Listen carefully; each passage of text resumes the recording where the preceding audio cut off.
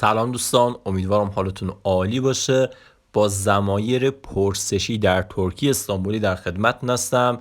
ضمایر پرسشی که یکی از مباحث خیلی مهم و کاربردی هستش.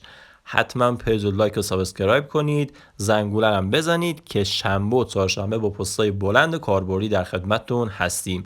بریم که بخونیم. بریم که بخونیم. اولین ضمیر پرسشی که میخوایم بخونیم نه هستش. نه به معنی چی و چه چیزی هستش. معنی چی و چه چیزی میده. مثال رو نگاه کن. نه استیورسون. چی میخوای؟ استمک یعنی خواستن، ایور پسوند زمان حال، سونم پسوند فاعلی برای شخص سن هستش. یعنی تو چی میخوای؟ نه استیورسون. چی میخوای؟ بریم سراغ مورد بعدی. ضمیر پرسشی بعدی ما ضمیر کیم هستش. کیم به معنی چه کسی. معنی چه کسی میده. بو کیم، این کیه؟ این چه کسیه؟ از کیم برای پرسیدن اشخاص و شغلها استفاده میشه. به طور مثال من بخوام یک شخصی رو بپرسم حالا این کیه، میگم بو کیم، این کیه. یا حالا شغلش رو بپرسم میگم حالا بو کیم، حالا این کیه. باز پس برای پرسیدن شغل افراد و اشخاص استفاده میشه کیم.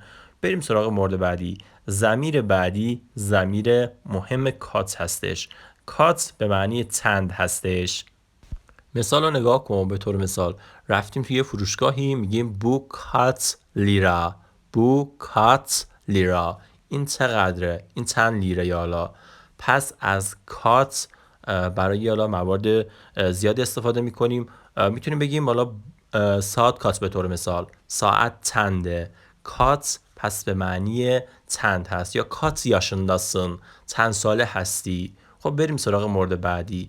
نرده یعنی کجاست. نرده به معنی کجاست. نگاه کن، نرده ساختار بسیار مهمی هست. به طور مثال یک مرکزی که نمیشناسی ابتدا میگی، بعد در آخر میگی نرده. ضمیر پرسشی نرده ضمیر بسیار مهمی هستش. به طور مثال بانکا نرده. بانک کجا هست؟ خب بریم سراغ ضمیر بعدی. ضمیر بعدی ما نظامان هستش. یعنی چه زمانی. کی، چه زمانی. هر دو معنی رو میده. خب بریم تو مثال رو یادش بگیریم. نظامان گلجک، چه زمانی خواهد آمد. نظامان یعنی چه زمانی. گلمک یعنی آمدن. اجک پسوند زمان آینده است. نظامان گلجک، چه زمانی خواهد آمد. خب پس نظامان کاربرد بسیار زیادی داره. میتونید هر جا رو استفاده کنید در اون حرفایی که میخواید بزنید در مکالمات. مورد بعدی ناسل هستش. ناسل معنی چطور میده. بو البیسه ناسل، این لباس چطوره. پس ناسل معنی چطور میده. مثالش رو نگاه کن. بو یعنی این، البیسه به معنی لباس، ناسل چطوره. یا حالا از ناسل میتونیم در احوال پرسی هم حالا استفاده کنیم. بگیم به طرف ناسلسن، چطور هستی. اگه خیلی حالا خودمونی باشیم میگیم ناسلسن. اگه رسمی بخوایم بگیم چطوری میگیم ناسلسنز، چطور هستید. خب مورد بعدی ضمیر بعدی ندن هستش. ندن معنی چرا میده. مثالش رو نگاه کن. ندن benimle konuşmuyorsun. ندن به خاطر چی؟ برای چی؟ ندن هر دو معنی رو میده. benimle یعنی با من، لا پسوند با هست. konuşmuyorsun، konuşmak یعنی حرف زدن. konuşmuyorsun، چرا با من حرف نمیزنی؟ konuşmuyorsun یعنی حرف نمیزنی. خب مورد بعدی ضمیر پرسشی آخر خب هانگی هستش. هانگی معنی کدام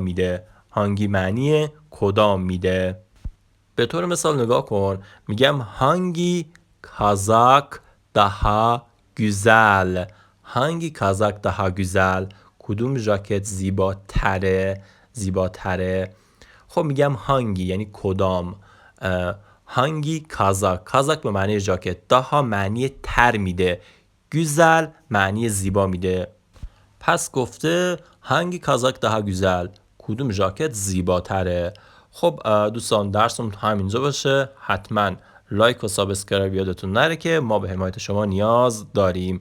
شنبه و چهارشنبه با پست‌های بلند در خدمتتون هستیم.